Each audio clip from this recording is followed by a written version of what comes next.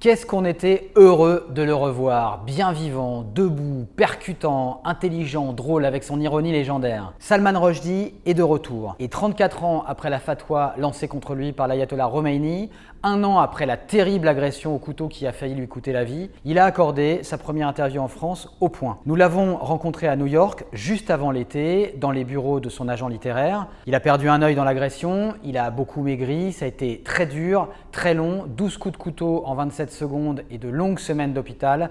Mais il est là avec un nouveau livre épatant, La Cité de la Victoire chez Actes Sud, un roman qui se passe au XIVe siècle dans un royaume où les femmes vivaient en égal des hommes. C'est un peu comme si les légendes indiennes rencontraient les grandes séries Game of Thrones ou Succession. On a parlé pendant près de 2 heures avec lui, de lui évidemment, de ses cauchemars, de la façon dont il vit aujourd'hui sous l'épée de Damoclès d'une nouvelle agression, de son regard sur le monde qui nous entoure, du féminisme, de l'intelligence artificielle, de l'Amérique, de Trump, du puritanisme qui revient, de la guerre en Ukraine, de la figure de Poutine, des écrivains, de la religion, de la liberté d'expression aussi, qui est, selon lui, de plus en plus en danger. De ce qu'il a envie de dire aussi à la jeunesse. Voici, en exclusivité pour vous, Salman Rushdie, les leçons de vie d'un survivant, mais avant tout d'un immense écrivain qui nous fait penser, qui nous fait résister, qui nous fait respirer, et c'est dans Le Point.